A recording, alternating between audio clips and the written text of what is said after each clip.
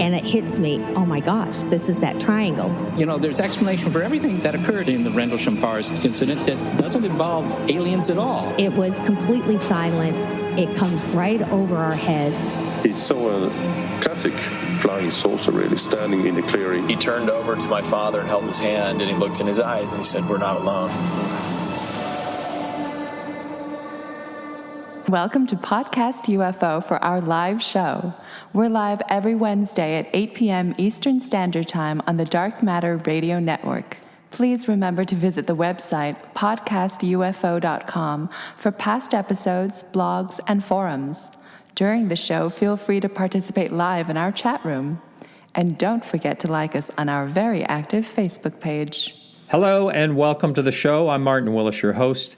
And Alejandro Rojas is coming up with the UFO updates in just 1 minute. Our guest this evening is John DeSouza. He's going to be talking about his new book and extraterrestrials as interdimensional, which is a topic that comes up a lot. I thought it might be an interesting topic.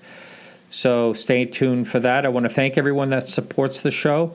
And if you'd like to help us out for $2 or more a month, that is on our website, podcastufo.com. Also, we are live streaming on YouTube every Wednesday night at 8 to 10 p.m. Eastern Standard Time. You can catch that right on our website or on YouTube. And you can also listen to the entire show for free every Thursday night from 10 to midnight, and that's on the Dark Matter Digital Network. That's it for me, Alejandro. How's it going? I am well. How are you? Good, good. It's it's nice and green up here on top of the mountain. It's nice. It's good. In the 80s today. Pretty warm. Really? Yeah. Pretty nice. I mean, it was like in the 70s. It's going to be in the 80s here, which is really cool. So it's really nice for us. Yeah, I don't mind the reversal.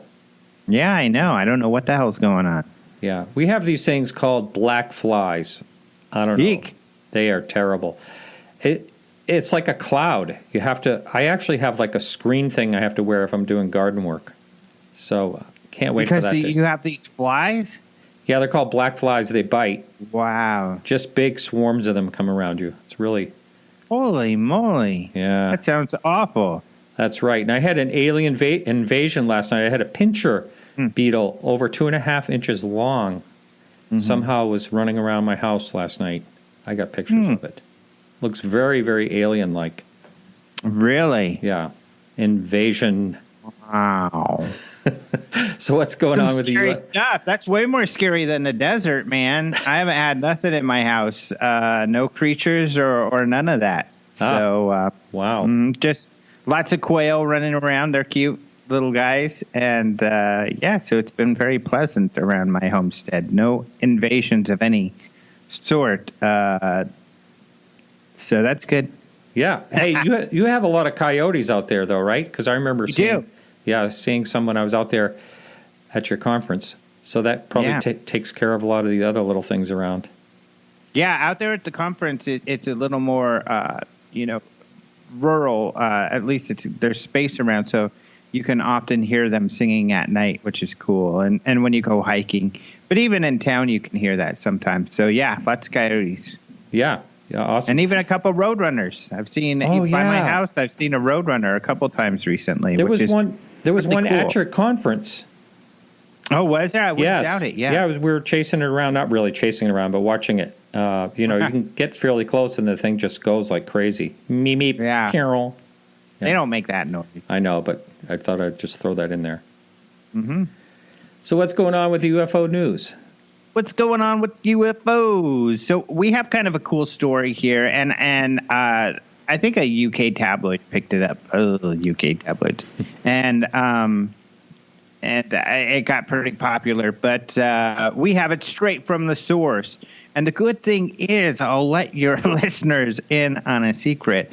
These MUFON stories that we post the entire story for people to see for free. Whereas if you go to MUFON.com, you're only going to see a picture or two, maybe, and a paragraph or two. So you don't get the full story. You have to actually be a MUFON member and pay to get the full story. But Or you can come to our house and get the full, or our website. Yeah, our house. I like that. It is our digital house and get the full story.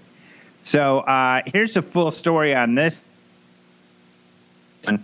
So this is a sighting. It's a video by a British bus driver. So this bus driver says he's waiting for his bus to start work. This is at about 9:41 p.m. on April 17th. When this happened, he was actually talking to his best man about his upcoming wedding on the phone when he freaks out.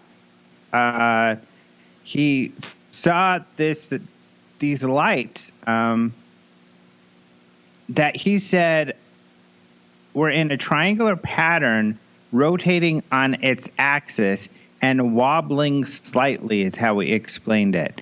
So he says he's been interested in UFOs. There were some street lights around and stuff, so he's tried to film it with his phone, and he did get a little bit of film. And it's about 2 minutes and 40 seconds, this video. And most of it, is him trying to get the thing on video, so it's not towards the end till you can see these 3 lights. So they are white lights. They don't look obviously like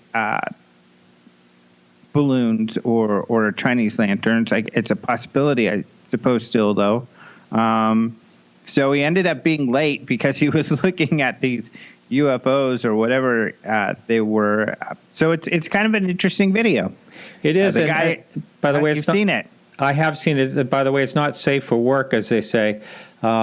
He does say he does cuss quite a bit, and that's because, and I know exactly why. It's because the street lights keep getting his iPhone out of focus.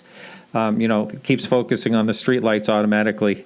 So he's running around, and he goes, I can't believe I'm actually seeing one. I think that's what he says at one point. Yeah. It is a good video, though.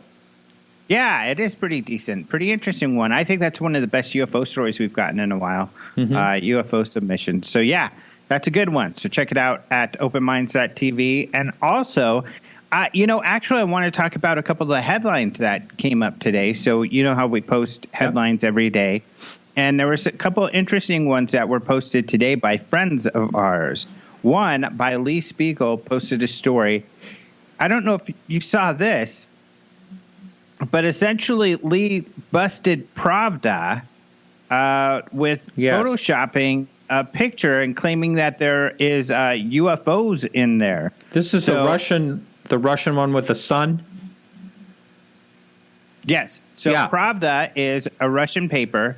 And remember, all media is owned by the government. So it is it's unfortunately propaganda. They're the kings of it. So that's what's hard when it comes to Russian news and Russian news reporting. But yeah, they posted this picture of the sun with these dots on it and claiming there's UFOs. So Lee did some research into this, and he found that the picture they posted is actually photoshopped of the original picture, which he found. So he's saying, hey, you guys, you're faking crud, which is entirely possible because I don't know, like recently, Pravda in the last year or two has, and Russia Today, they've featured UFO people from the United States that are often quite dubious. So they've picked up on these sensationalistic stories. Why? I don't know if there could be intentions behind it that are more, orchestrated or have more of an effect than attempting to have more of an effect than we thought. I mean, I think that it's possible they're trying to undermine, people's NASA's credibility, which I think stories like this help do. But the UK tabloids have been doing this sort of stuff for these last few years too. Right. And I think their only intention is to get more clicks. That's the same reason they have bikini girls all over their websites and everything, or less. They're all about getting clicks, and I think that they're clickbaiting. But it's interesting, and it's kind of cool that Lee wrote this story and called them out. Do you think that is it possible that they may have been sent the image by someone and took it for, face value? That's entirely possible. That's usually what the UK tabloids do. They just go out to these sites that post sensational stuff and take their stuff and post it. They don't do any vetting. They don't figure out if it's fake or not. They just say, UFO expert Jimmy Joe, UFO hoaxer says this is real, and they post it. So that's entirely possible, but at least from what Lee feels that it could have been prompted themselves who did this. So hard to say, but I that's a great thought because I wonder that myself. So anything else happening? Yeah, another interesting one is from Nick Pope. So Nick Pope wrote a article for a news site in the UK called iNews.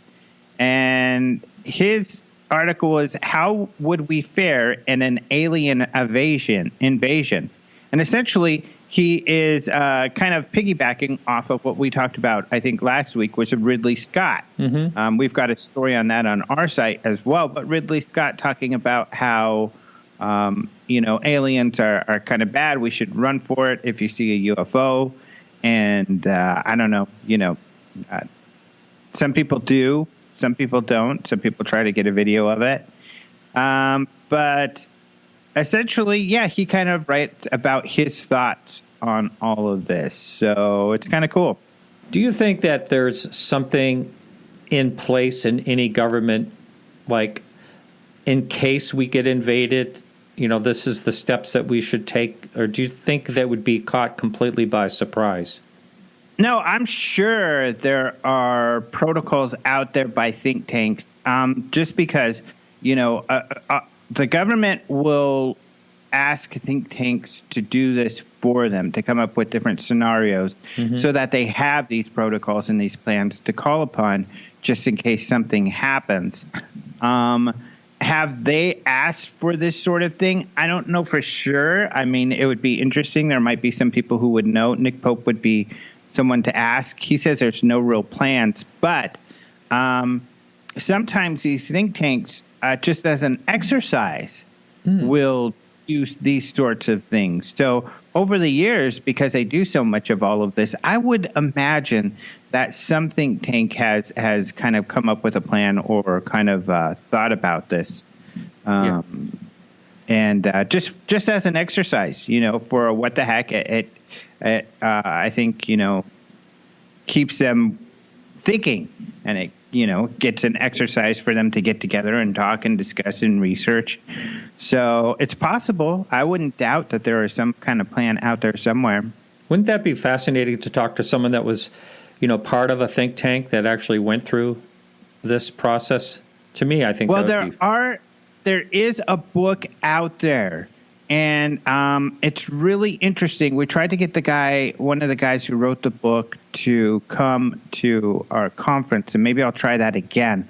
There were two people who wrote the book, and I can't remember the details right now, but I remember one of the guys was an expert on this sort of thing, not just aliens, but overall coming up with plans. And so they wrote a book about this. What would we do if there's an alien invasion and kind of stuff? And these were both people who are in the field who come up with these sorts of plans for the government. So that book, I think, is the best thing I've seen out there. I can't remember what the book is. People can Google it and look for that alien invasion book. Of course, you're going to find a lot of weird stuff out there. So you're right. Yeah. But yeah, there is one book, serious book out there where they took a look. In fact, during the time when I was trying to get this guy to our conference, he was on a television show, some television show about, weapons and defense and stuff like that. So he was super busy at the time. But I don't know if that show's on anymore. So that's why maybe it'll hit him up again. But yeah. I don't know if I have a copy of that book. I'll have to look at my desk here and figure that out. But I remember I was attempting to get a copy at one point. Wow, how about that? So is that it for the news this time? That's it for the news. You can find all of those stories on the front page of openminds.tv. And thank you, Martin, so much for having me on once. I think I owe you a big thank you as well, sir. Thanks so much. Yeah. Really. Watch out for those aliens, although I think they're actually just bugs. I think so, too. All right. All right, you take care, and I'll talk to you next week. Talk to you later. All right, everyone, hang in there for this quick music break, and we'll be right back with John DeSouza.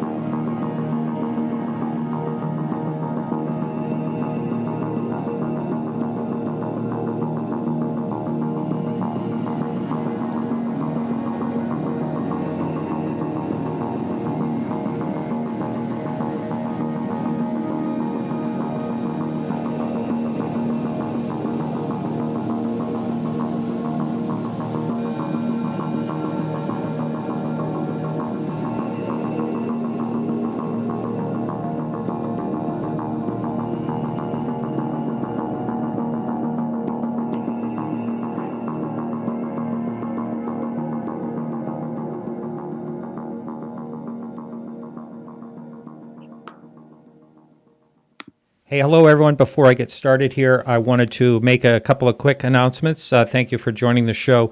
And that is, well, in the chat right now is our blog writer from India. There's a brand new blog up, just went up the other day, a great one. It's basically UFOs over India. This goes back to ancient times. Really well written. Also, we had to make a change this week. Our Monday Everything Else show with Edward C. May was switched for Friday because he's actually on some island celebrating his wife's 70th birthday. Forgot all about that. So that show is going to come up on Friday evening. So check that out, the Everything Else show. You can get to it from our website, Podcast UFO. And that's it. It's time for me to introduce our guest, John DeSouza, former FBI. And he has written a book, and we're going to be talking about that and a lot more. Welcome to the show, John. Thank you, Martin. Thank you so much. It's so nice to be here with you and your listeners, viewers. It's really Yes. very honor. Well, great. I know you found me. I believe you actually wrote me an email, and it's always good when people reach out in that way. I'm just trying to change the chat that you and I were using on the video here. Hang on just a minute. For some reason, it's showing over to the side, and I can't get rid of it. I'd rather you take the whole screen over, and I don't know how to change that. So can you start? I'm going to work on that. Can you start by telling the audience a little bit about your background and Sure. what got you interested? You had a sighting early, but basically just we want to know who you are. So go ahead if you would. Yes. For your viewers, my name is John DeSouza. I was a special agent in the FBI for over 20 years.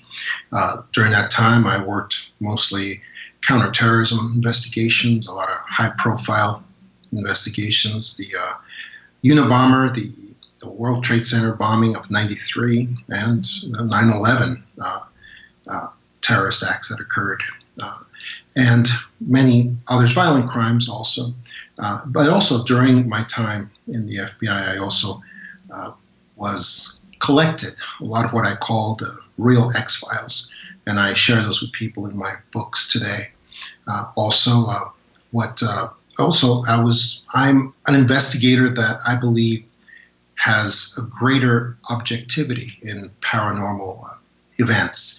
And the reason for that is because I have seen both sides of the equation. For instance, when I was about, and this is related in my books, like the Extra-Dimensionals, when I was about 9 years old, I had a couple of experiences that really opened up my eyes. I had an observation experience when I was 9. I was growing up in New York City. I was with my parents out in New York City at night at a big rental hall where a few hundred people were gathered for a wedding reception. And it was, for me and a lot of other little kids, it wasn't very entertaining for us inside there. So it was about 1 a.m, and it was probably way past our bedtime that any of us had ever stayed up to that point. And we spilled out into the streets. We ran out into the streets. It was like I said, the streets were deserted. It was late. It was the middle of the city of New York City, Manhattan. And there were basically no cars out there, no nothing. And we ran. We ran. And we were playing in a group. Got very spirited. One of the kids hit me in the stomach. So then I went down on the sidewalk. One of the kids yelled out, "He's really hurt." And so they did. They all just took off running. And they ran back to the rental hall where we came from. And I was left there by myself. I was staring up at between two of the tallest buildings I'd ever seen to that point. And it was a very starry night. It was stars everywhere except in the space above these two buildings. And I looked up and I just kept seeing a black space up between these two tall buildings. And there were no stars. And it looked like sort of like an black ink cloud, like the kind of squid would give off in the water if you try to grab it. And I kept looking at that, and suddenly up at the sky at this, and suddenly from the bottom of this blackish cloud emerged lights. There were lights coming out. And a vehicle, a UFO vehicle, came out of the bottom of that thing and started coming towards me. And so by this time I was on my feet and just looking up at it. And it was proceeding down towards me very slowly. And I was looking up at it. I felt like a spotlight came over me. And I felt like a perception of this vehicle, that it was intelligent, alive, however, conscious, however you want to phrase that. And two teenage girls appeared on my left, and they were screaming their heads off. So I know somebody else was seeing it as well. And they were screaming that, and one of them screamed, "World might be ending, little boy, you better run home." And they were hugging each other and looking up at this thing and screaming, and then they disappeared. And then I was still looking at the thing as it was approaching, and it was like we both changed our minds at the same time. I took a step back, and the thing reversed course and just went back up. And basically, like a cartoon character jumps in the hole, pulls a hole in after it, this thing went back up into the cloud, and the cloud was gone. I could see the stars again up there. And I just took off at that point. I took off, ran back to the hall where my parents were, and I just tried to explain to them what happened. And they were not happy to hear about it in public, that's for sure.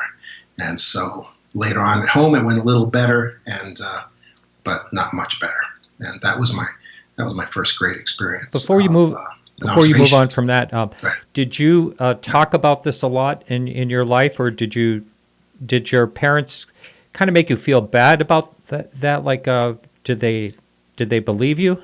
Not at all. My mom did believe me. My mom was a person that was able to speak to me in terms that I could understand, and she gave me a briefing, basically on the importance of not revealing this sort of thing to certain people or in front of certain people, because there would be negative consequences. And she never told me what those negative consequences were, but I took her meaning and I understood.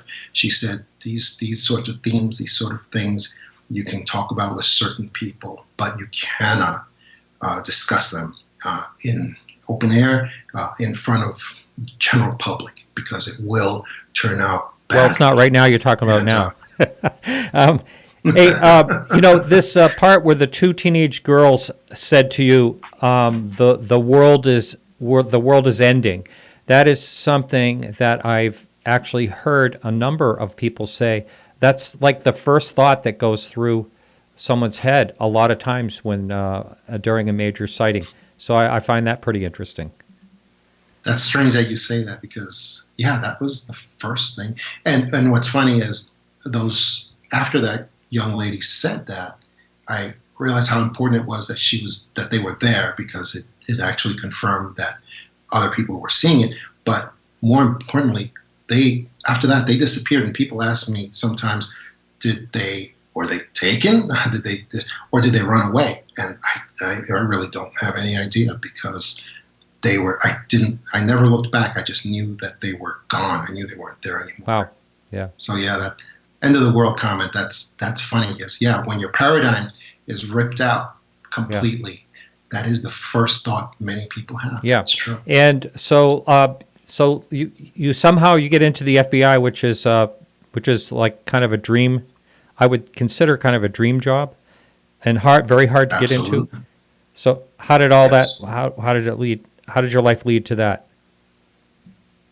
Once I was in the FBI because I became an attorney, and I wasn't really interested in the practice of law, but I knew that was one of the categories that FBI likes very much. So it helped me also to become an FBI special agent. And once I became an FBI special agent, I had a couple of more experiences. I thought I was done with paranormal experiences, but I did have some. And the first great experience I had of the paranormal was when 9/11 happened. Well, actually, no, before, including before 9/11 happened. And that was the experience that I had, along with many other law enforcement officers, of the Indigo Kids of 9/11, which I write about in my first book, The Para Investigators. And that was basically the story of kids all over the country, as young as 4 or 5 years old, going all the way up to about as high as 11 to 12 years old. Kids all over the country who had these experiences in the weeks before 9/11 happened, where they had visions, they had experiences and precog experiences of what would happen on 9/11. And these kids were reported by caretakers and babysitters, school bus drivers.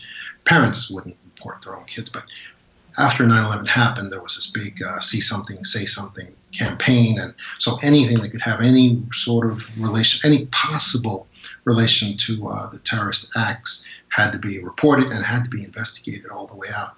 And so we had, and I can tell you, for instance, we had a little girl who was on a playground and wasn't playing with the other kids one day, and she was just sitting there in her little skirt and sitting in the dirt and kind of tracing something with her finger. Teacher comes over, says to her, "Are you okay, sweetheart? Are you all right?" And the little girl says, "Oh no, I'm fine. I'm just thinking." And the teacher goes to walk away. The little girl pulls on her skirt violently and says to her, "Tomorrow, make sure you stay away from tall buildings, because tall buildings sometimes fall down, and sometimes they fall on people." So that was one that teacher probably walked away and just chalked it up to too much sugar. There was a little boy doing an arts and craft, and this is on my Facebook, on the trailer for my book, The Para Investigators. There's a little boy who's doing arts and crafts. He's doing finger paintings. He's painting in his class very happily there. And teacher comes over and says to him, this is a very beautiful painting. You painted these 2 tall buildings, and they appear to be glowing. It's very beautiful, and you have angels flying out of the buildings with these red wings. And the little boy said, "Those buildings aren't glowing. Those buildings are on fire. And those people aren't angels. They're people, and those wings, they're on fire, and they're jumping out of these buildings."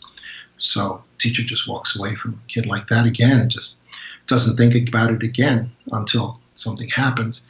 There's another little boy who woke up, apparently didn't sleep very much in the days before 9/11, and wakes up on a school bus, and he's screaming about a building being on fire and people burning alive. And the school bus driver wakes him up, and kid goes to school like nothing happened.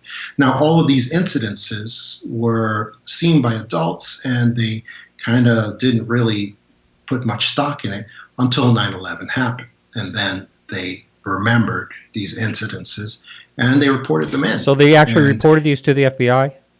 These are... Yeah, to task forces, and in these task forces that mix up FBI and police departments and other state departments. There's these task forces had members from all jurisdictions in them, and so big strapping law enforcement officers with guns had to go out and had to interview, not to say interrogate. They had to interview these little kids and get them to remember these very often traumatic dreams or visions that a lot of times these kids had to really be reminded that this even happened, because it didn't really connect to anything in their minds. And so, yeah, they had to be interviewed thoroughly with the parents' help, of course, and the whole thing, the whole lead investigation had to be run out for any possible connection to terrorism. In other words, did these kids overhear something maybe? Did they overhear, parents that were in league with some terrorist somewhere? And, is that maybe how they got this bad dream, this vision, this precog impression that they got?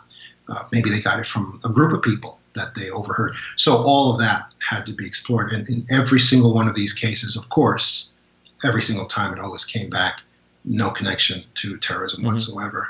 And background checks, of course, on the family and the parents, and nothing negative or derogatory ever came up on these. So pretty much all of these incidences were 100% paranormal, and that was really shocking. That was like you said about people saying maybe the world is ending when their paradigm gets ripped out. All of these law enforcement officers, because we had conventions long after 9/11, we had gotten together and talked to each other and exchanged these stories.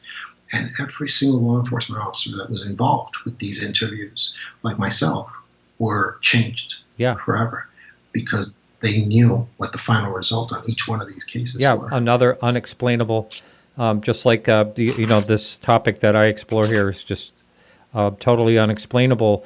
A lot of people have theories, including your theory. We'll get into that. So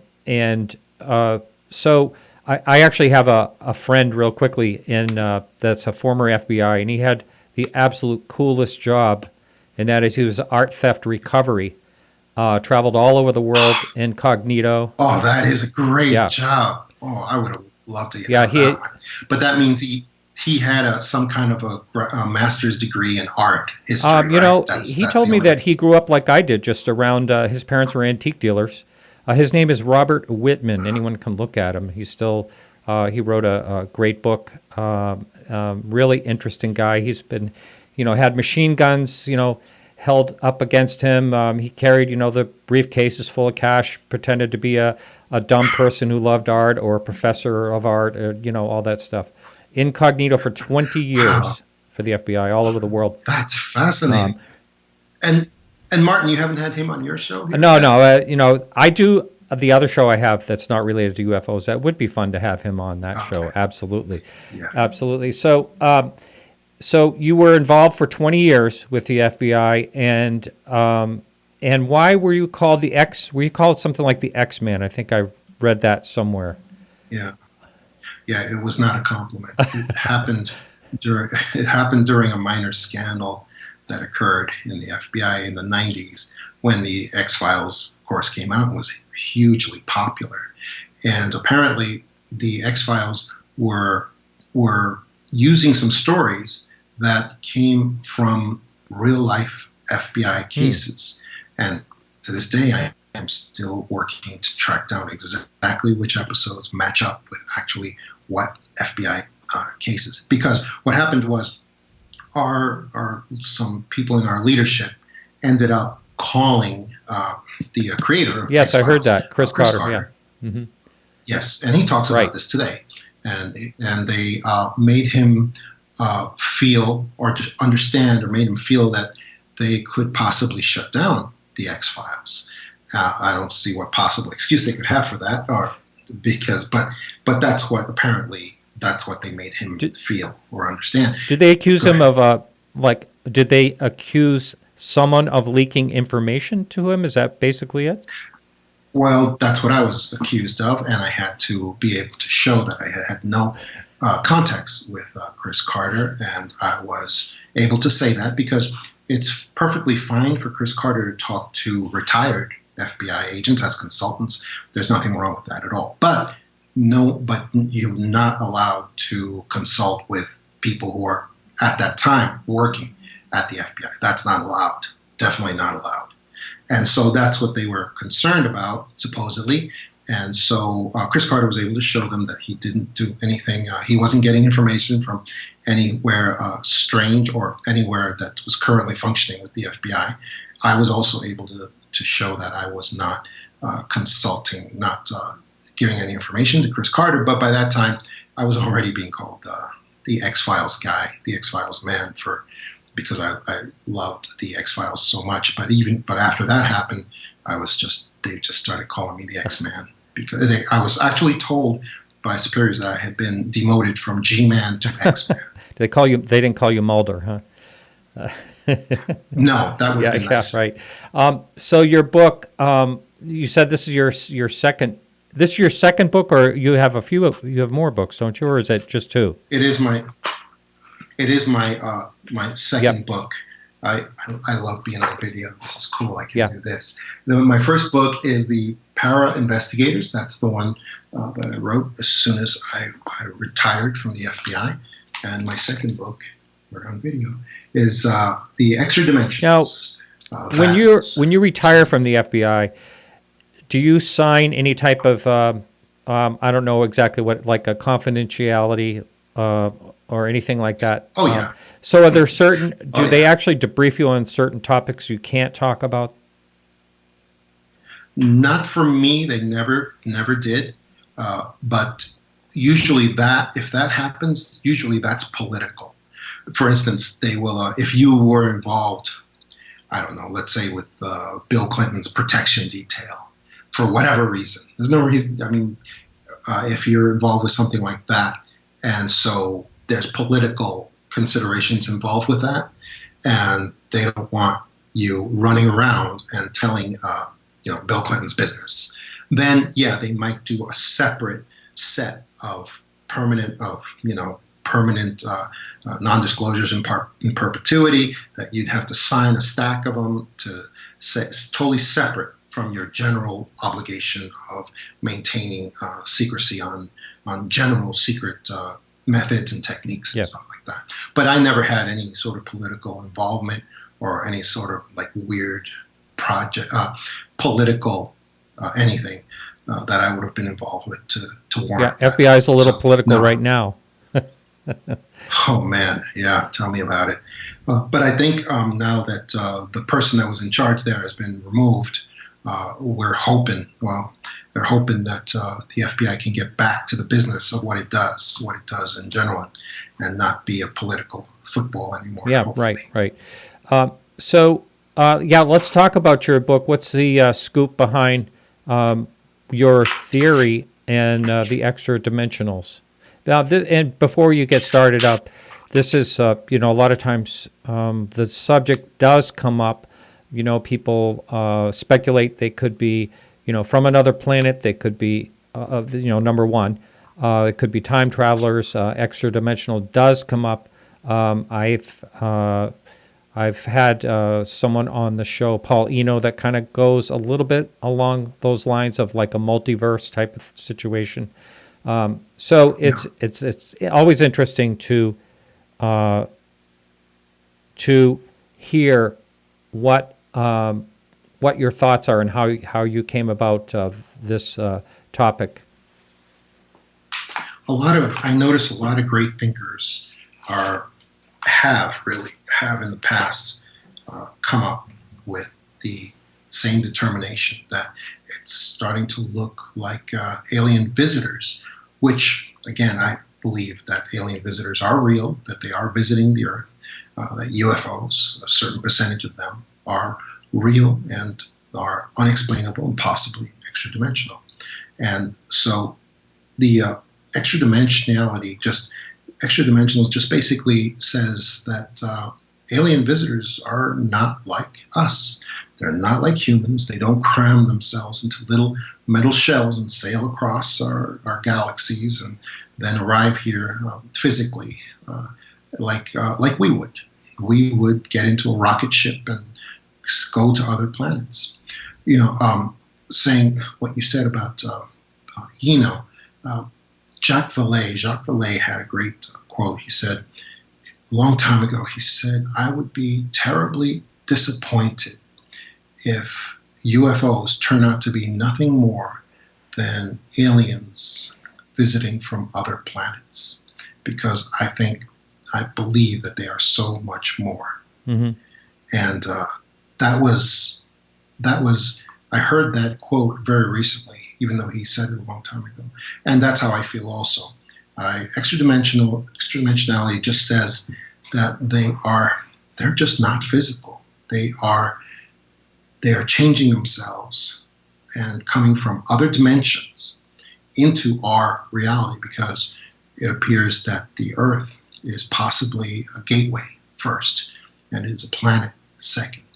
That's what a lot of the investigations that I've done have led me to believe, and that's what I've seen. But where I originally got these ideas is actually from the most unlikely place anyone could ever imagine. I actually got it from the FBI, and that's because on July 8th, 1947, there was a document that I examined very carefully in my book called a Memorandum of Importance. I call it the smoking gun document. And it is a document that is out on the, if anybody can actually get this document, download it for free. It's available at the site that is the dumping ground for all declassified FBI documents. And it was written by an FBI supervisor. And it is at vault.fbi.gov. It's right at that site, Vault, which is VAULT.fbi.gov. And that site has thousands and many, many, many thousands of documents that have been declassified, and some of them are in every area you can imagine that has been held many secrets for many years. There's documents on JFK assassination. There's documents on cattle mutilations. There's an entire section of unexplained phenomena. And so you go to that site. You click on the right at unexplained phenomena. Click on that tab. And then on the left, you go to the first word that says UFO. You click on UFO, and then a group of documents will show up. And you click on the left where it says UFO Part 1. And you click on that first group of documents. And you go to page 22 of that group. And on page 22 is a Memorandum of Importance. That is the document that was written by an FBI supervisor, and he wrote it because he was himself a former scientist, a PhD scientist, and he was writing this communication to the scientific community. And he wrote it to them because he was being asked about alien visitors. At this time, it was very, very, very active subject among all scientific community. And so he wrote this because he said he had a source, an informant. And the informant, he writes in this document at the top, he says, my informant is giving me information, and my informant is supernormal. And supernormal is an old-timey word for paranormal, supernatural.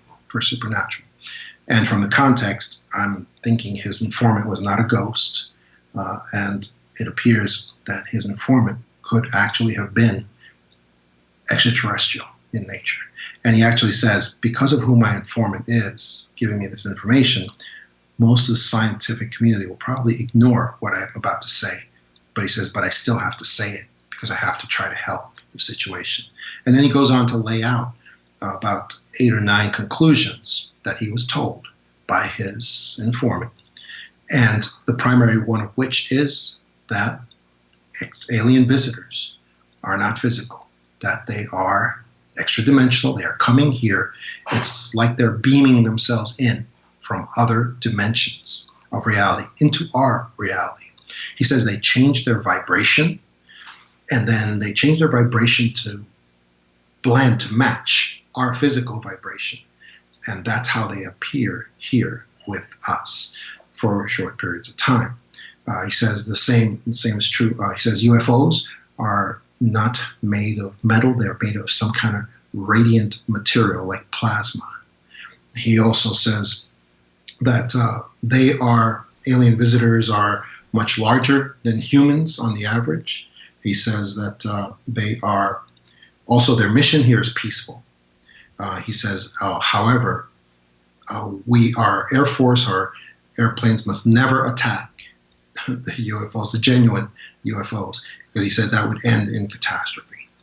And of course, we see what happened a short time later, actually, at the Battle of LA, and also in 1952 over Washington, D.C., in the airspace above the Capitol building in D.C., when we had the first time that the Air Force was actually sent en masse against a group of UFOs, and it was catastrophic.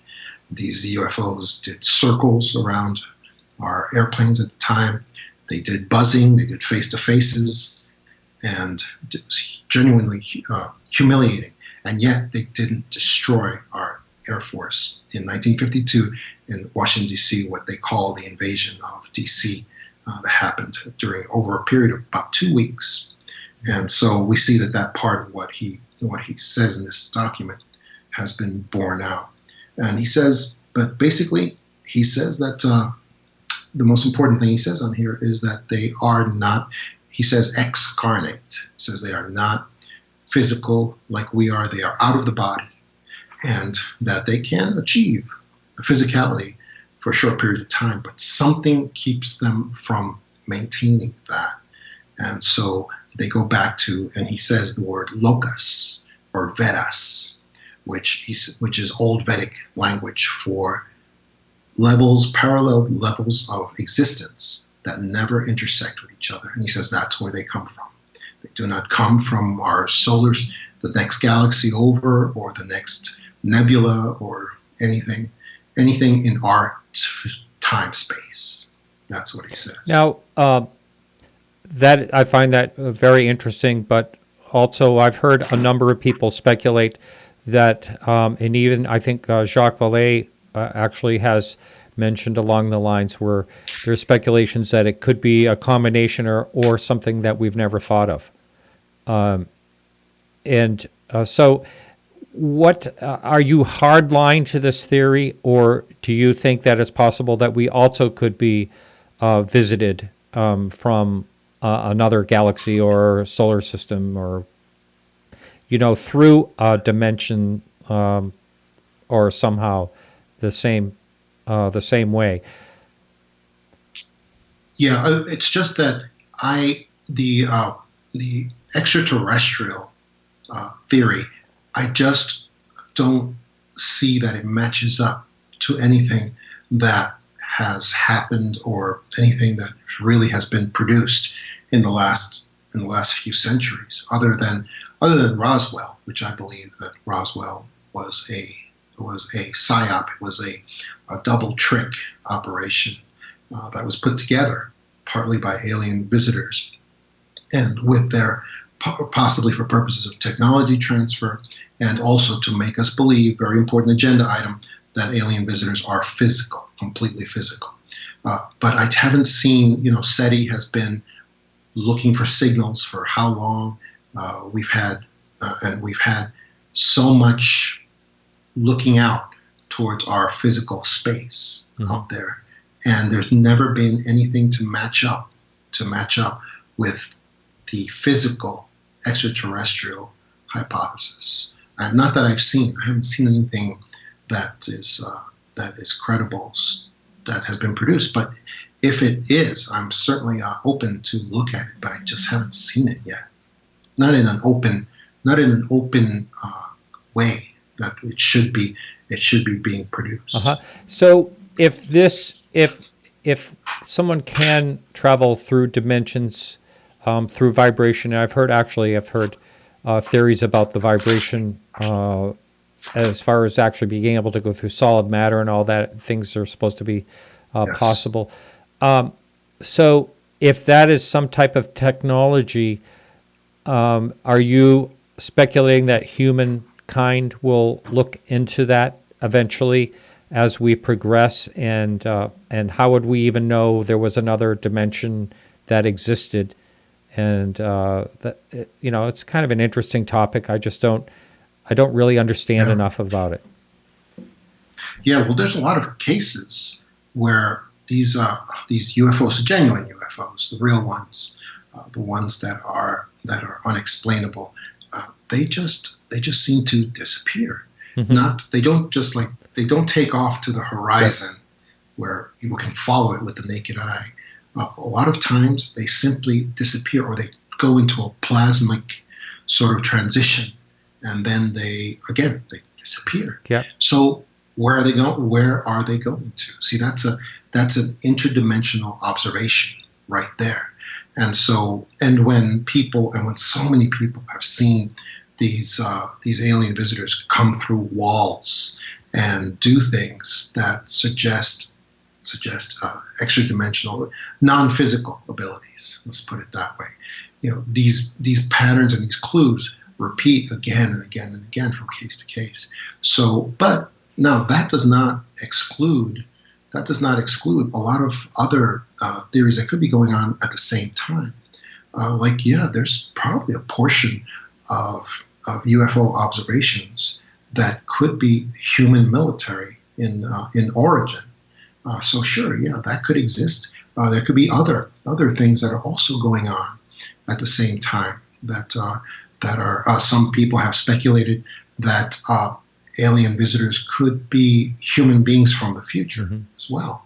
That's a possibility. Of course, that's none of these things are mutually exclusive, but the extra-dimensional aspect of it, I believe, is the most important, because what it does is it frees us from a lot of agendas that are going forward right now that are using human beings towards purposes that should not be used. That's what's important about extra dimensions. What do you see as like the best argument against it? Like I'm sure you've been either corresponding with people about this or been perhaps on another show or something like that. What is like the strongest case that you've heard against extra-dimensional? Oh, that's easy. It's that when we go interview witnesses and we talk to people who've gone through these abduction experiences and these observation experiences, they will swear. They will hold up their hand and swear that these experiences are completely physical, that they are what we call real, that they happen here and now in our time space, and that the aliens they have had contact with are completely and utterly physical. And that's definitely, and that is their perception. That is what they feel. I mean, when Travis Walton was a very young man in the 1970s, and he was abducted. Supposedly he was abducted and taken in what we believe may have been a ship. He took an instrument and started swinging at these greys that were trying to restrain him. Now, you can't get more physical than that. So because of that, and he actually struck one of them. And at that point, they just went into full retreat because they were not prepared for aggression on this physical level. And so they beat a retreat. So, like I said, that is the strongest argument against it, because the people who are the perceivers, the experiencers, they perceive these experiences as completely physical. That's the strongest argument. Okay. So if they were physical, could they be physical? I think I heard you say that extra dimensionals could be physical, but for a short time. And why would that be, say, a short time compared to they could stay physical for any amount of time? Is it because of the vibration?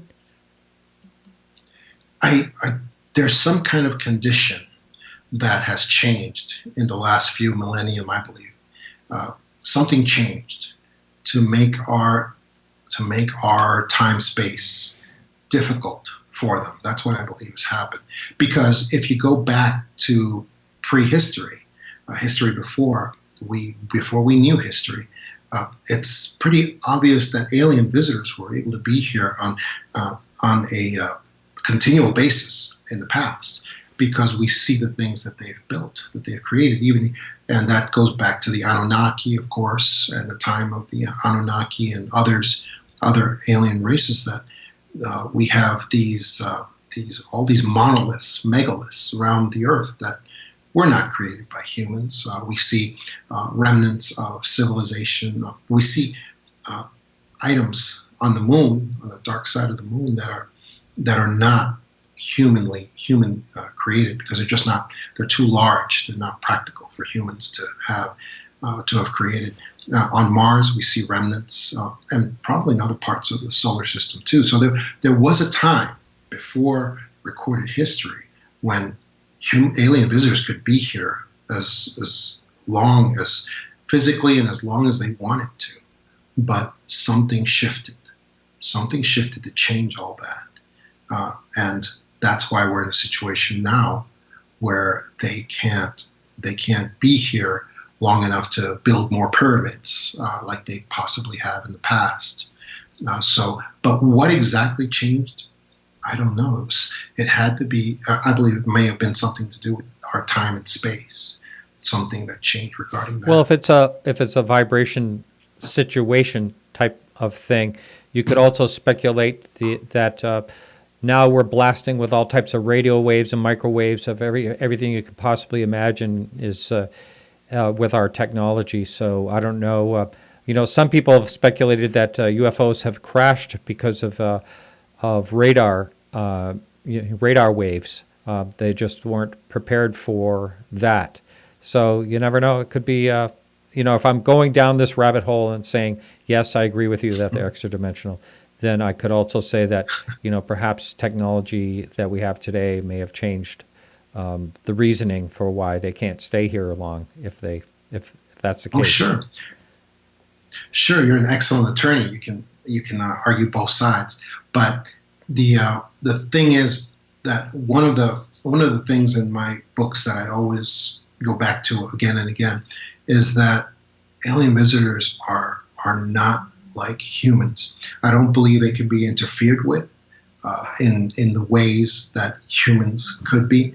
I believe they are so far ahead in technology that it will be difficult for us to imagine. Like Arthur C. Clarke said, a science that is sufficiently advanced appears to be magic to us, and I believe that's how far advanced they are. I don't really see that they need to physically cram themselves into metal shells like we would, and I don't see that they could be interfered with by radar.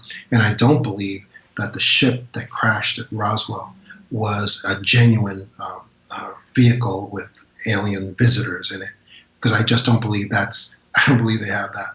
That their level of technology, I believe, is so much farther advanced than that it would be difficult for us to imagine what the real state of their technology is.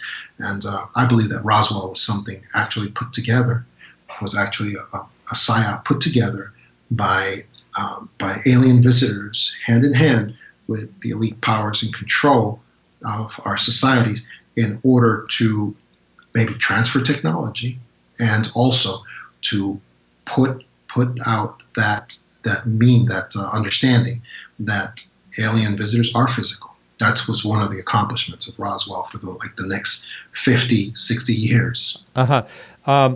We have questions coming in from the chat room, and I will get to our forum. We have some questions as well. But Belinda wants to know, if this is the case, then how come there are radiation levels, high radiation levels, for instance, Rendlesham Forest and a few other cases like that? How does this fit into the whole equation? Yeah, I think that when you have plasmic vehicles that, well, I mean, plasmic is the nearest to understanding that I can probably get to of understanding the material that their UFOs are made out of. For me, that's they're a type of plasma that they're made out of, which means they are able to shift in their state, the state of being, from sort of light gaseous material to other materials. And those transitions, I believe, in our world, in our time space, creates radiation of different types. And that's why that's a classic signal, mark of genuine UFO experiences, is when you have those radiation markings and the radiation burns that are left behind and so forth like that. I don't think it's because the vehicles themselves are generating that radiation on purpose.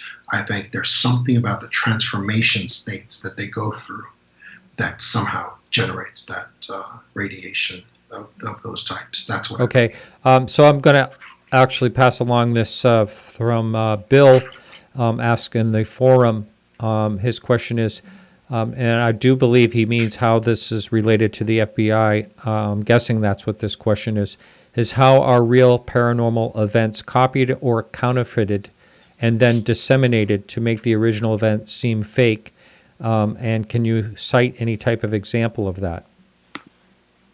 Oh yeah, the in 2010, I had an experience with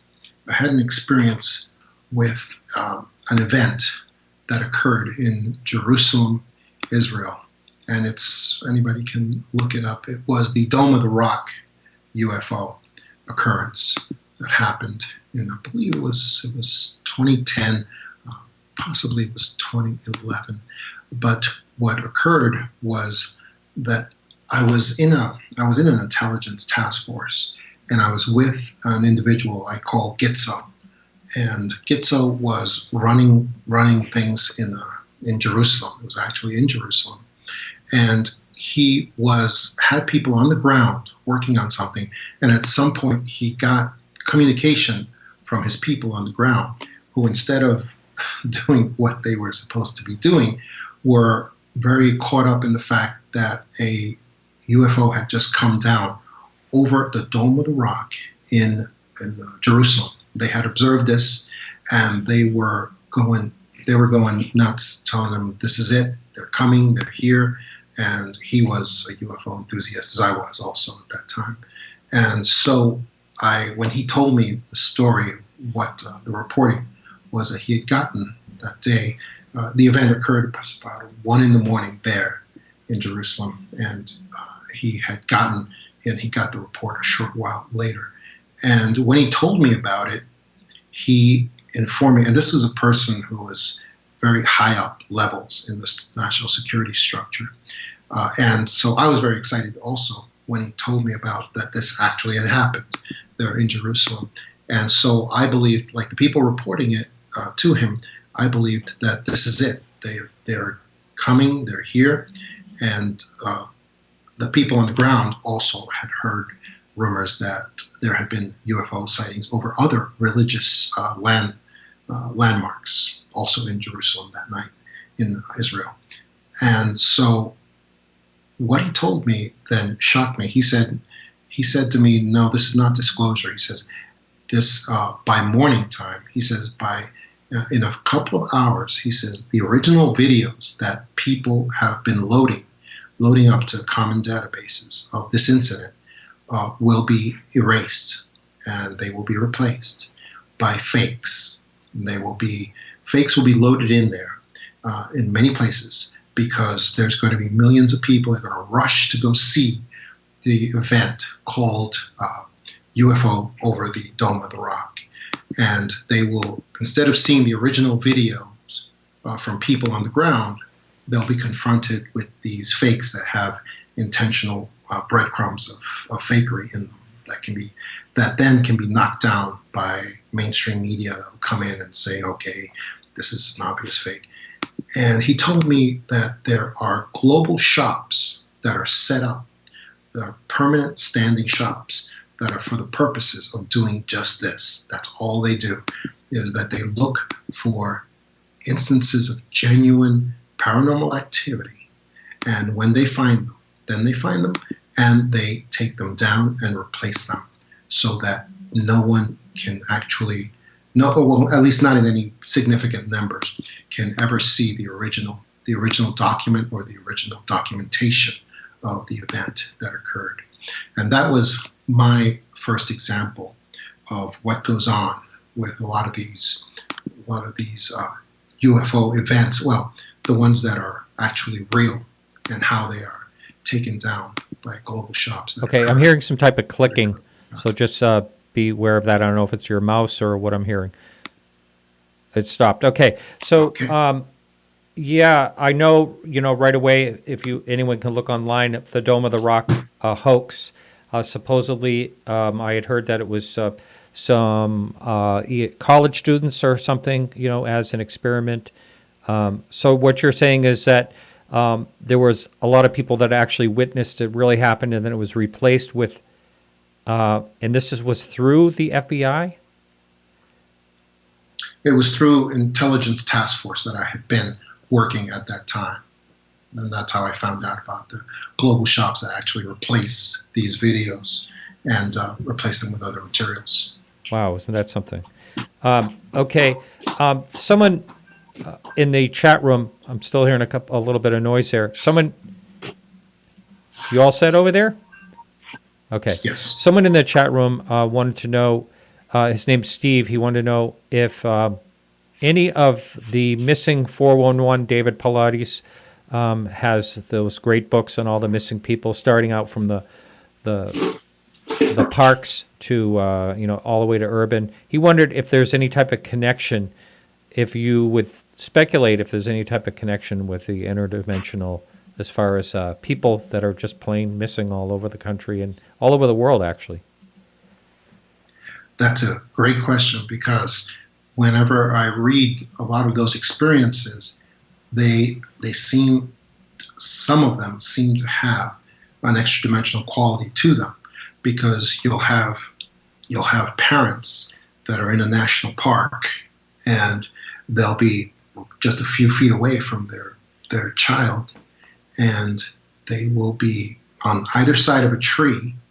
There'll be a tree, we're talking a very young child, like 3 years old, who is playing in front of them and will run behind a tree.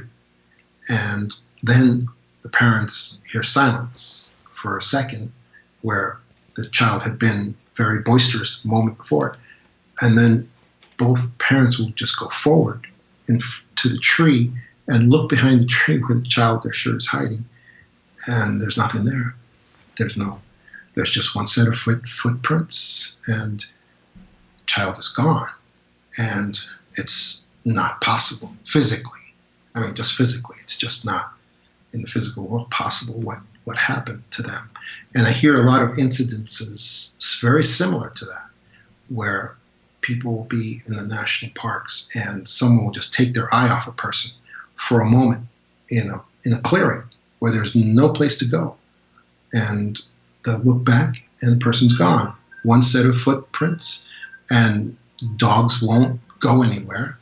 They'll bring dogs in to search for the person, and the dogs just sit. That in itself, there's no physical explanation for an occurrence like that. So yeah, that does seem to have an extra-dimensional quality to it. That's how it seems to me. Now, I know you mentioned earlier that you thought Earth could be some type of gateway, possibly. And so the question I have on that is, I know people have mentioned portals possibly and alike, things like that. But why is the question that I would speculate. Why would it be a gateway, and why would it be why would there be portals here instead of other planets? We know there are other planets. Why here? Because it must be that way. Because we see alien visitors appearing all the time. We see, but it's very temporary. It's very ephemeral. They appear. They have contact. There's observation experience. There's abduction experiences, and these experiences, they're not leveling off. They're not diminishing. They are only increasing, as if they're increasing towards some kind of crescendo, some kind of final climax, and so they are coming through somewhere. So it appears that they are coming through the Earth itself, and they don't seem to be stopping, and it seems to be increasing in nature. And so, yeah, we're the only planet that we know of, but I just see that gateway appears to be getting bigger and bigger all the time. Yes, in the forum, Bill had another question, and it's very similar to what Belinda asked earlier about radiation, and I think you've kind of addressed this. Bill asked if you believe that UFOs are a physical craft, or are they some other non-physical makeup? I believe you already mentioned that, possibly plasma. Yeah, I think they transition. Yeah. They transition, and yes, they can be physical. I mean, there's people who have touched them, who have not, but touched them, and they appear to be physical. But that could be a transition state. Yeah, also. and he finishes. That's if they're non-physical, how do they leave behind trace evidence? But I believe you more or less addressed that earlier. Yeah, that's how. Because they do shift through various phases, including the physical, the purely physical. And Belinda in the chat room wanted to know why whistleblowers claim the government is working with aliens. Oh, that's an excellent question. Yeah, they do appear to be a great deal of whistleblowers that are in the business of uncovering these government actions on behalf of alien visitors. But I believe that what we see with governments, the national government, not just our government, but all the national governments, what we see happening with them is that I don't think they're on the inside of any conspiracy. I think they're just following orders. And yeah, there is a conspiracy, all right, and it is from levels above the national governments. And a lot of times the national governments, they're just following orders. Like I heard your very excellent interview with Colonel Halt of the Rendlesham Forest fame. And that was an excellent interview, and it was phenomenal to hear directly from him about the occurrences of those nights in Rendlesham Forest. But Rendlesham Forest is a perfect example. We have two nations basically, because the Rendlesham was an American military base on British soil. So you had two nations, major nations, that immediately fell into line, covering up the invasion that occurred of UFO vehicles, genuine UFO, unexplainable extraterrestrial vehicles at the Rendlesham military base. And after this occurred I think over 3 nights, where these UFOs came in and harassed and terrified the soldiers, including Colonel Halt himself, until you've reached that crescendo where they were following that one UFO that was leading them on a merry chase through the forest, and eventually broke into 5 orbs. It broke into 5 orbs that all flew off in different directions. I mean, that's amazing. And as soon as that event, the extraordinary event, was over, instead of celebrating that event, you see two nations that came into lockstep with the national security structure to suppress, shut down, and cover up everything that occurred with Colonel Halt and his troops that night. These orders are coming from somewhere higher than the nations. That is my hypothesis. That's what I believe, because that's what I've seen. I have seen nations that never cooperate with each other on so many issues and have a hard time even when they want to cooperate. And yet, when something of this nature happens, something supernatural, something extra-dimensional or extraterrestrial, all of a sudden, all these nations immediately cooperate, lock arms, and do whatever they have to cover up, to stop knowledge about the extraterrestrials from getting out. And so that, to me, it's always, I've seen it happen again and again so many times that it seems obvious to me that the orders for this are coming from someplace higher than the nations. I personally don't think that that any part of the government or governments actually really know 100% of what's going on. I mean, I think what they could be is more scared of or anything else. And by the way, I have a friend that's on the Antiques Roadshow that had a UFO sighting where a box-shaped thing burst into 5 lights. Same exact type of thing. He saw it, with his own eyes. And he doesn't want to, he would never come on the show and talk about it, but it was quite a sighting. And he had several witnesses with him. Wow. Yeah, it's amazing. And yeah, that's exactly what I believe. I believe that the nations are terrified, and they have standing orders to always do whatever it takes to make sure that knowledge doesn't get out of this of the extraterrestrial reality or the extra-dimensional reality. And that's their orders, and they follow those orders. And if anybody doesn't believe me, all they got to do is Google NASA cuts the live feed.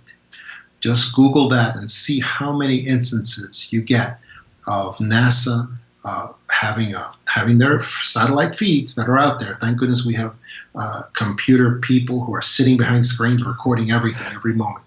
Yeah. But and you'll find a dozen instances of where NASA has the live feed pointed from the satellite to Earth's upper atmosphere, and then something appears that is completely unknown and unexplainable.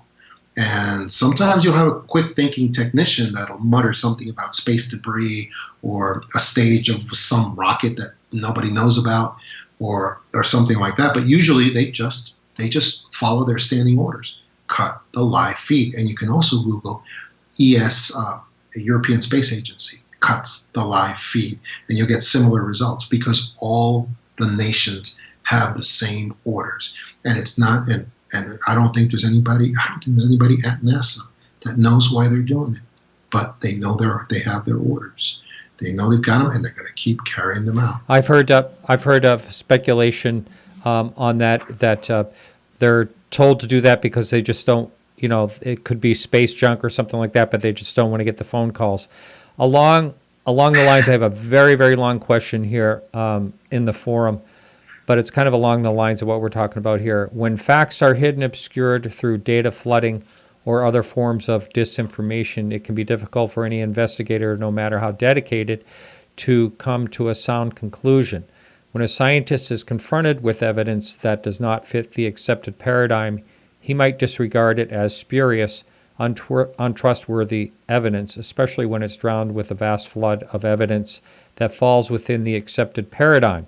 But a scientist, I will get to the actual question, I think, but a scientist who decides to pursue that odd evidence sometimes ends up making a paradigm-changing discovery. Do you think that an investigator should always keep his eyes open to evidence that does not fit his current conclusions? For example, evidence of physical craft, physical beings, or even a secretive ongoing interstellar barter and technology exchange? Or is some evidence just too odd to even consider? I don't even remember how this question started. Yeah. No, but I've got the thread of it. Yes. Listen, investigators always have to follow the clues, the truth, the evidence to wherever it may lead, and they must never lose that thread, and there's nothing that's outside what can be considered. That's why I'm a para-investigator rather than an investigator. I can see everything that occurs in the material world But when that evidence runs out, I can look and see the metaphysical clues and evidence, which also is evidence, and see that for what it is also. But yeah, an investigator has to always be open to anything that goes against any hypothesis that they cling to, anything that they see, anything that if they believe it or not. You've got to always be open to the other side and to anything at all, because we just never know where those clues, that evidence may lead. Now, the differences between me, for instance, and scientists or journalists or fact finders, is that because I'm a law enforcement investigator, I have spent a good portion of my life in the court system, gathering evidence and making cases ready for trial and things like that. I have an understanding of evidence that scientists may not recognize, that journalists may not recognize as valid. They may not see it, but I happen to know, and I go into this in my book, The Para Investigators. I have an understanding of evidence that's much wider and much more involved than the common evidence recognition. Unfortunately, TV has ruined people for understanding what evidence really means. People have been trained by CSI and television that only things that are really evidence are whatever you can put in a test tube and take to the lab and send to the lab technicians to be measured and matched up and so forth. But evidence actually means a lot more than that. And so that's one of the things I try to teach people is what evidence really means. And the strongest, for instance, the strongest kind of evidence that there really is witness authenticity, the authenticity of a human being that appears reliable, credible, and real. And if people want to see what they're talking about, they just need to go to the common databases that have the interviews of Betty and Barney Hill. Those interviews are still, they're in black and white, but they're still available today, especially Betty Hill. Just go look at a lot of her interviews where she talks about 1961 abduction experience that they had, and you will see what witness authenticity looks like. These are people who are in pain. They're in great discomfort, recounting these experiences, and yet they still do it. They still do it against great resistance, and the only reason is to help other people. And I think they've done that over the years. Now, I've had Seth Shostak from the SETI on the show a couple of times, and one of the times we debated UFOs, and he's a real smooth talker. I think he did pretty well. But in that particular case, which side were you on? I was. He was on the side that you were on both sides. He was on the side that they were. Probably. We've never been visited. Basically, there's no evidence. So when I questioned him about the authentic, who I consider authentic and more skilled, possibly law enforcement and astronauts and airline pilots and people like that have actually witnessed. His comeback was that eyewitness testimony does not hold up in court. And what's your response to that? I'm not sure what that means because that's the main most important. That's the most important thing there is in any court situation or any sort of evidentiary situation. It's the human being that has to relate the experience, the experiential truth of what they went through and what they observed and what they saw. So, yeah, eyewitness testimony. I think maybe what he meant was that eyewitness testimony is notoriously unreliable, and yes. And yeah, it is if you're a defense attorney. I think he did. I think that was probably more the point. Yes. Yes, and yeah, that's absolutely true. If you're a defense attorney and you're good at framing eyewitness testimony as incredibly unreliable, then, I guess it depends on the situation. The prosecution could go for that also. But regardless, attorneys can take apart anything. just with the power of imagination and legal skills. So there can be eyewitness testimony can be unreliable or at least you can show it to be unreliable.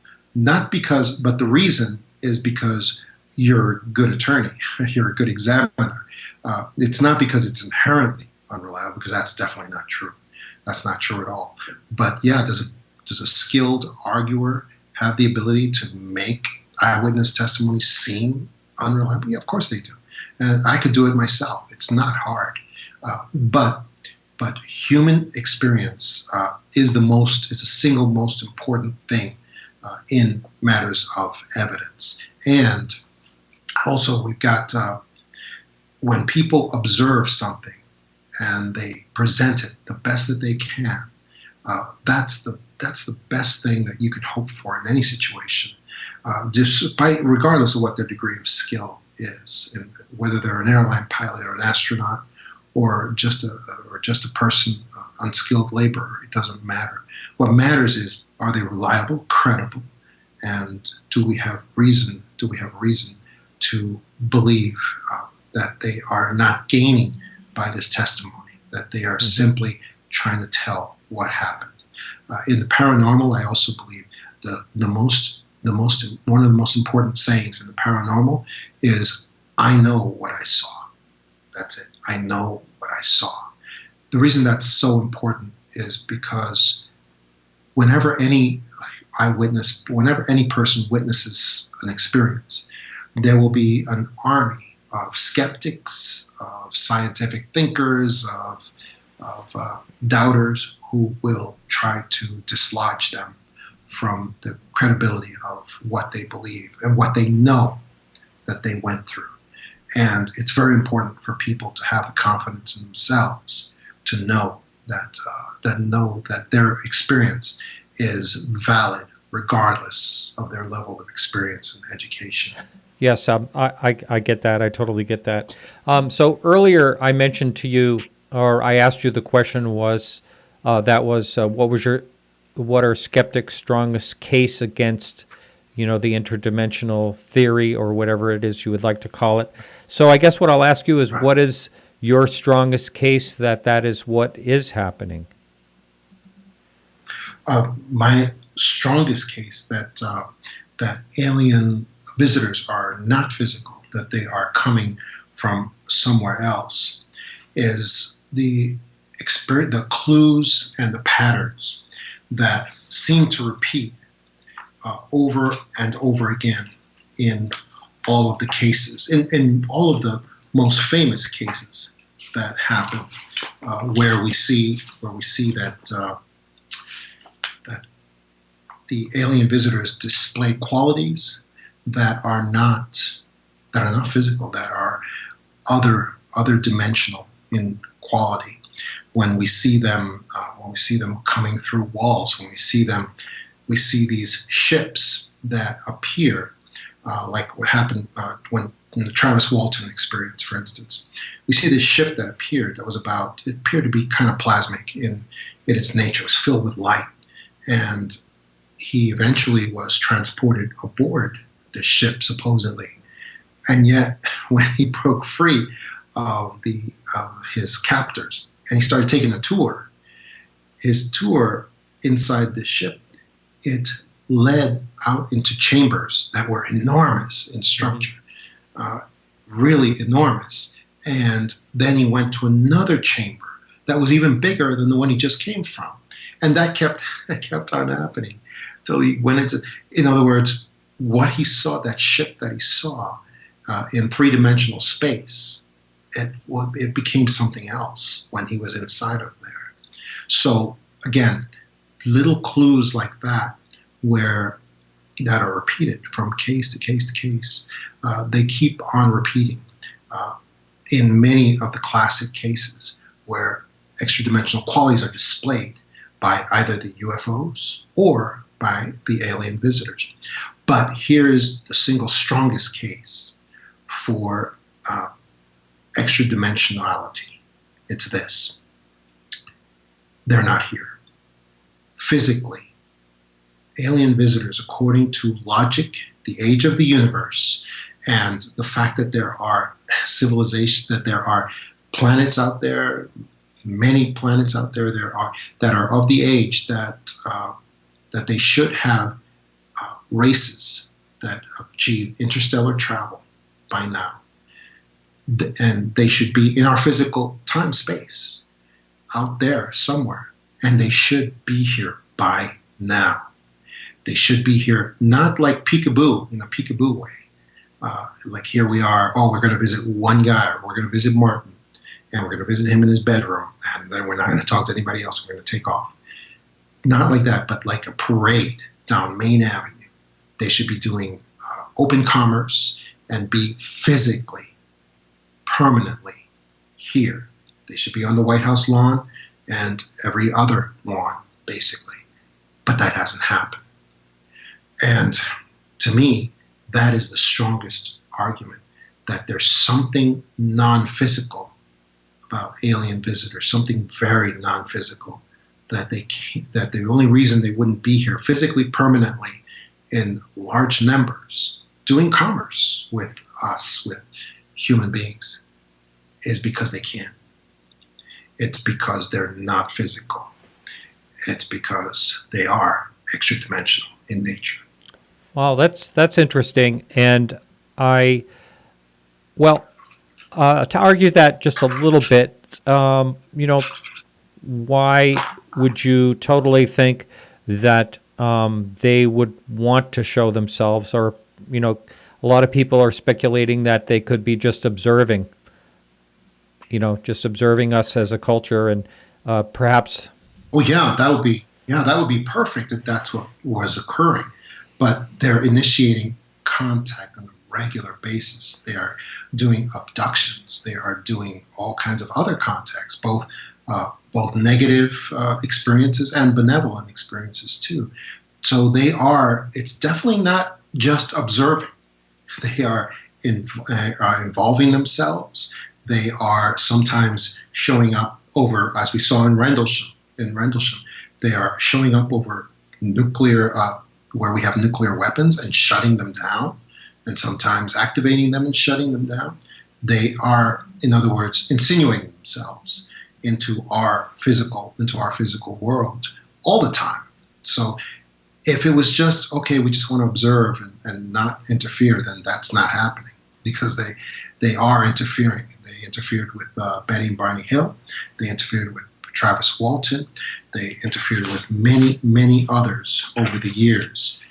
So yeah, they are doing more than just observing. And so it begs the question, then why don't they just show up in large numbers and just make their presence open and continual? And again, it brings me back to the same investigative conclusion over and over again. It's because they can. Well, that's interesting. Belinda from the chat room wants to know if you think that we are only physical beings. We are the only physical beings in the universe. No, because she approached a very important topic. Is that no? Obviously, we are spiritual creatures also, and in a sense, we're extra-dimensional in that sense also. But yeah, I see what she's saying. Permanent physical creatures in the universe. At this time, that is the conclusion that I am led to. That we human beings are the only permanently physical creatures in this time space. Yeah, that's how I see it. That's actually exactly how I see it. And I realize how crazy that seems to people who will sit and look out at the night sky and see hundreds of billions and quadrillions of stars and star systems out there in our physical time space. And they will not be happy to hear that at all. But it's the conclusion I keep being led to over and over again. I'll have to disagree with you on that. I mean, that's not how I feel. I feel that it's almost impossible. And most people that something couldn't evolve with all the possibilities of billions. But anyway. Almost impossible. Most people would say absolutely impossible. Yeah. Well, there were a lot of things that came to the way we evolved, of course, but it just seems like that magic could happen multiple times and over many periods of times, and also for two different civilizations to line up in a certain time is is very difficult as far as that goes. So if does that mean we shouldn't travel to try to explore? We shouldn't be doing SETI, looking to see if there's radio signals out there? Do you think it's all a waste of time, in your opinion? Well, people waste their time all the time. It happens constantly, and I don't think that's about to stop because people have their agendas that they want to pursue, and they should do whatever makes them happy. But yeah, of course, I believe that's a waste of time. And if they've been running for quite a while at SETI, and if there was something they would have perceived, I think they would have perceived it by now. But that's, like I said, that's fine. That doesn't interfere with anything. What is more upsetting, actually, is the agenda for space travel that we have. And that's one of the reasons why it's so important for the powers in charge to stop any thoughts of extra-dimensionality, because the idea of physical aliens is wrapped up into so many things like SETI and also space travel, the importance of space travel, of sending generations of our people out into space to go travel, to go find, I guess, alien races that are supposedly out there. And, I don't believe that they're out there, but there's this huge agenda to have space travel become this incredibly important thing, to become like the new paradigm of the future generations. And if you want to know what I'm talking about, just look at this. There's a movie that came out called Passengers. It was a Christopher Pratt movie, Passengers. I don't really see any reason for that movie except to glorify sending generations of our young people out into space. Oh, yes. But the powers... I saw that, yeah.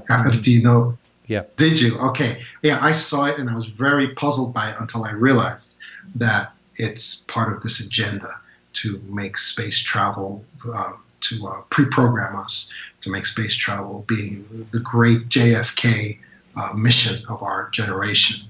And so, I don't think there's anything out there. I really don't. Not anything alive like us.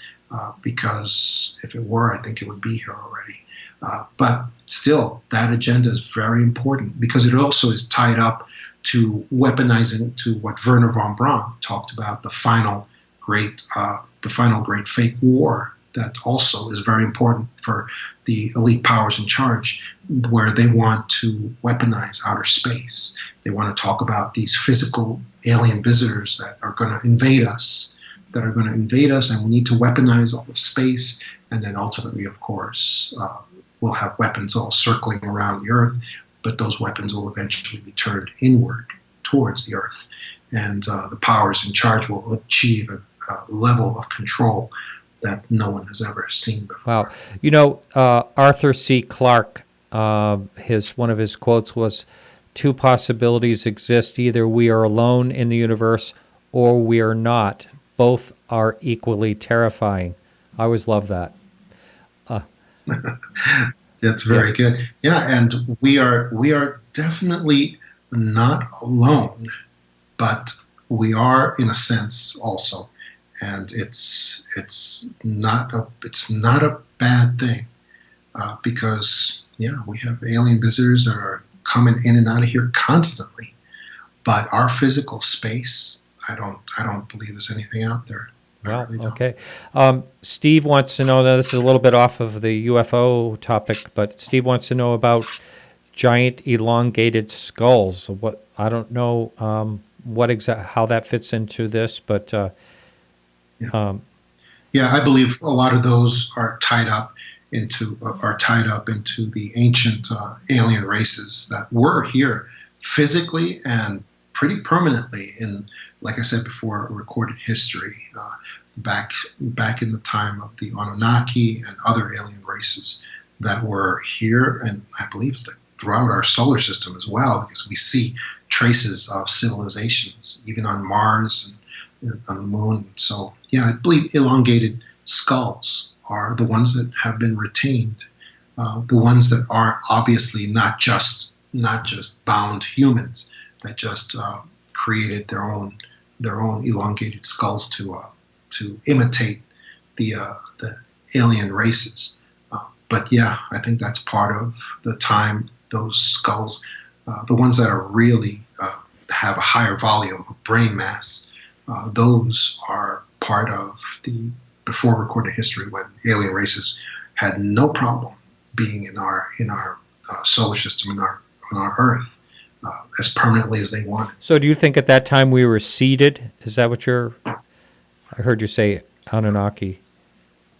Yeah, the Anunnaki, I'm just referring to the time before our recorded history when we know that alien races were present throughout our civilization and maybe on other planets in our solar system as well. So I just use Anunnaki to refer to that period in general. I don't go any further than that in terms of thinking about seeding and so forth. Okay. Now, you mentioned earlier, we talked a little bit about, the possibility of the missing people, but would you consider any other unexplainable or paranormal events totally related to this extra-dimensional theory of yours? Yeah, absolutely. I mean, there are always events that that cannot be explained, cannot be approached, and that people just don't really know what they really represent, no matter what. So, there was an incident in the Ural Mountains that I believe had Dyatlov Pass incident. Is that how you pronounce it? Say that again. It's a Russian name. It was actually one of the hikers. So I've been saying Dilatov all this time. Well, that sounds Russian. Incorrectly. Yeah, I actually spent some time there, and but not in the Ural Mountains. But I tried to get a hold of. I did get a hold of someone actually that lived there that had researched the case, but he said his English was not good enough.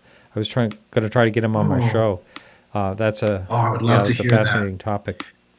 Because that was a case that I have been looking at, and I cannot get around the idea that had an extra-dimensional quality to it. I'm hearing some clicking. Pardon me. I don't know if you're clicking on your computer, sorry. But anyway, yeah. Sorry. Yes, I was. That's all right.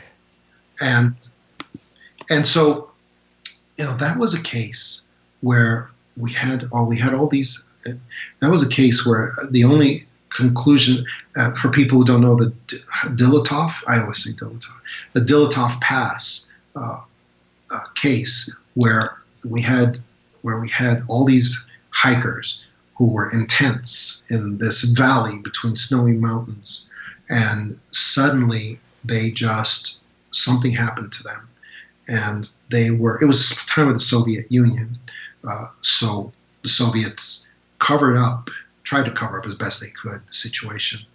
But that is a case where I believe there was something extra-dimensional that went on, but something completely not understood by us, by me, or anybody else, because the few clues that did get out, because there were local investigators involved as well as KGB and others.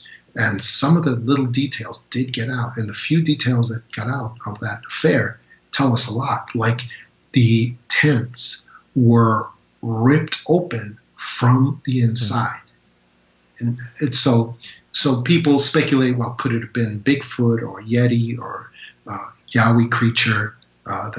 But how could it be? Because, of course, lack of footprints. And they photographed a lot of things out there. And these bodies were crushed, torn apart. They were massive head trauma, and some parts they were ripped open. These people were ripped open. They did, just to correct you, they did find prints that were very large footprints. But there's also this thing, I'm sure you know, as when things thaw, like a footprint can get really large. So they couldn't understand whether that was, a possible Yeti type footprint, or if it's just, it was later in the season when they found it. So were there pictures? Yeah, of they're somewhere. I saw that when I was really looking into it intensely. But and then there's a picture that looks like a possible Yeti. One of their last pictures, also pictures of lights. There is speculation that there was some type of bomb testing going on, and that was the reason why they ran out of their tents for their life. Half clothed. But there's just so many strange things. Climbing the trees, breaking all the branches, and then totally bashed up, really, really bad, mangled up pretty bad. So there's just so many things that don't make any sense at all. I totally think that's one of the most fascinating cases myself. Me too. I mean, but to me, a creature that's large, let's say like a Yeti or a Bigfoot, I don't see how they would get inside the tent in order to terrorize the person without knocking it over, ripping it up from the outside, or something along those lines. That's why I say there had to be some kind of extra-dimensional quality where something was transported and appeared inside. I see where you're getting at. Okay. Because they were burst open from the inside. There is a lot of speculation why they were actually cut open from the inside with a knife. They sliced it open to run. So they got the heck out of there fast, that's for sure. Now what that means is they had a knife, and they had knives with them, like all good hikers or hunters should have. And so whatever appeared, and I say appeared very decidedly, whatever appeared inside their tent was so horrifying that they decided not to use the knife on it, because it probably wouldn't even make a dent. So instead, they used the knives to rip the tents from the inside. That's very telling. Yeah, and I don't know if that will ever be solved.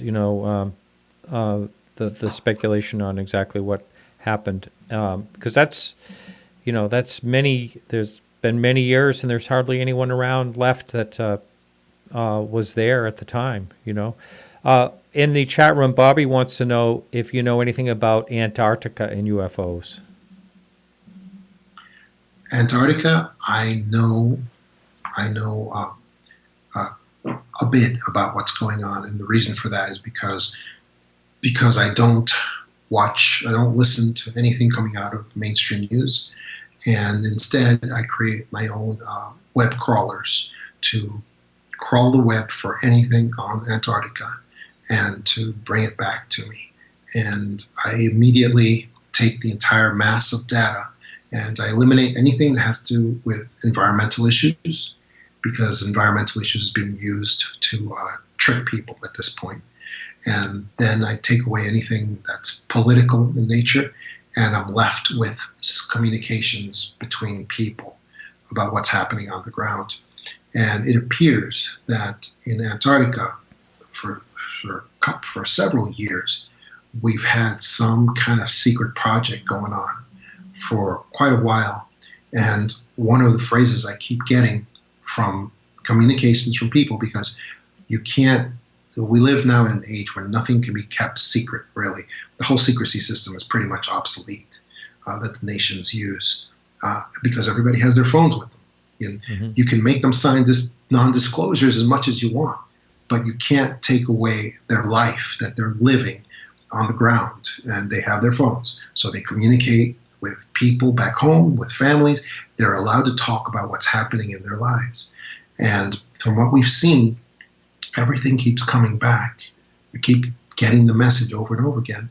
They found Atlantis. They found Atlantis. What that means, I don't know exactly.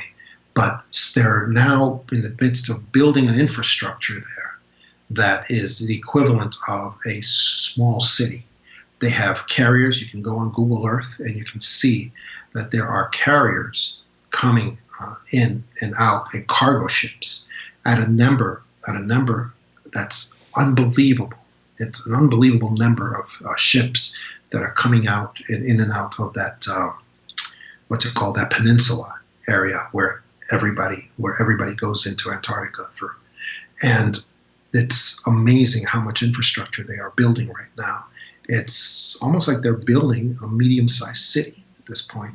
And all the major contractors are there. And if anyone is out of work and is looking for any type of work, they are hiring at Antarctica.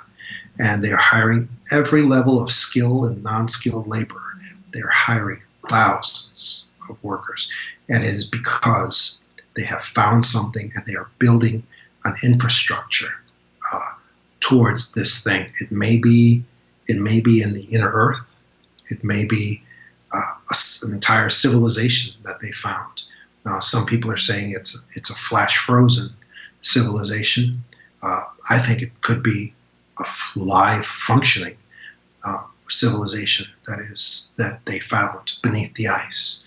But whatever they found, they are trying to keep it still quiet. They are having politicians and religious leaders come and visit, and that's going to go on for a while.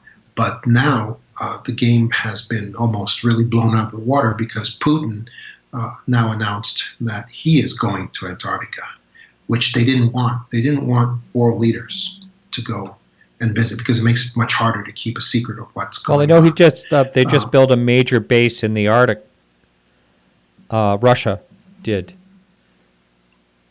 Yeah, it's in the North Pole, basically. Well, it's not just Russia. Now all the major five powers are there. England, the United States, France, also China, and of course Russia.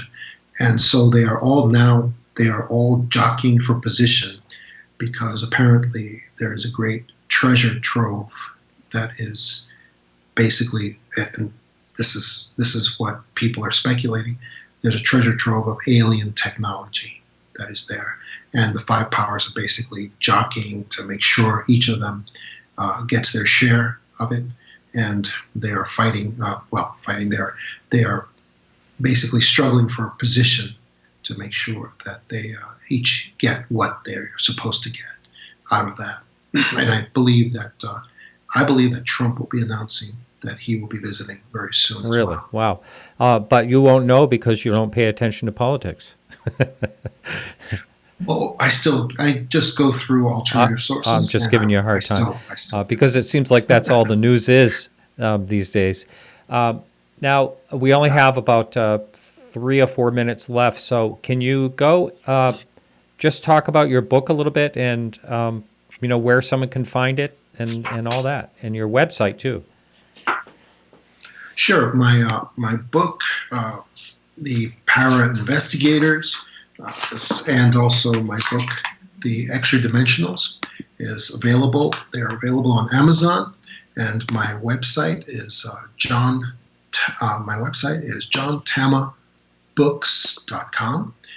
Tama, T-A-M-A, and that is available through my website and as well as on Amazon, like I said. Also, I will be appearing at Contact in the Desert. Sorry for the click. Contact in the Desert, which will be coming up this weekend. Oh, it's this weekend already. Wow. Yeah. It is here. It is a long time coming, and it is finally here. So I am very honored to be appearing there with speaking of a lot of the theories that we were talking about with people like Graham Hancock, David Wilcock, many other great thinkers. Oh, Senator Mike Gravel will be there. The man who fought for our democracy and pretty much stopped the Vietnam War almost single-handedly. He released the Pentagon Papers, and he will be at Contact in the Desert. That's pretty amazing. Dr. Stephen Greer will also be there, and Eric Van Doniken, Chariots of the Gods. Yeah, I had him on the show a few years ago. He's a real character, real nice guy. Fun. All right. Well, hey, thanks so much. It's been a real pleasure. Interesting, and good luck with your excuse me. Good luck with your book. Oh, thank you so much, Martin. You're an excellent attorney. You're good at both sides. I'll take that as a compliment, I guess. All right. It All is. right. You take care. Thank you. All right. Thank you so much. Bye-bye. Good night. Bye. All right, everyone. So that's it for the show. Hey, just to let someone know, if they wanted to call in real quick, they can at 603-967-4030. I can take that call if you'd like to call in right now. But that's it for the show this evening. Next week, we have Don Ledger, an old-time UFO researcher up in Canada. He's going to be talking about Shag Harbor. Now, I had him on several years ago when I first started the show, so it's been a long time. He's going to come back, so that will be good. You know, I asked if someone wanted to call because we have a couple minutes left, but I also forgot the fact that there's a huge delay on YouTube. So by the time someone would call me, the show will be over on my end. So anyway, I want to thank everyone that helps out with the show. Also, you can catch the show live every Wednesday at 8 to 10 p.m. Eastern Standard Time. You can catch that through YouTube or right on our homepage on podcastufo.com. I want to thank Peggy Shunning for helping out with our Facebook page. We have over 23,000 people active on that. So if you'd like to like us on Facebook, she posts things mostly to do with UFOs, but also science, astronomy, all that. So we'd love for you to like us on our Facebook page. It's Facebook at Podcast UFO, or however that URL is. The icon's on our website as well. We're also on Twitter. I don't think I've ever mentioned that, but we're also on Twitter on Podcast UFO. And also want to thank Keith Rowland over at the Dark Matter Digital Network. He plays our full shows on Thursday nights. And I want to thank Phil for helping out tonight in the chat room. It was great. He kind of went through the questions so I could concentrate more on the guest. And so that is it for the show this evening. I want to thank everyone that hung in there and listened live and were participating in the chat room. And we will be back next week. Remember to keep your eyes to the sky.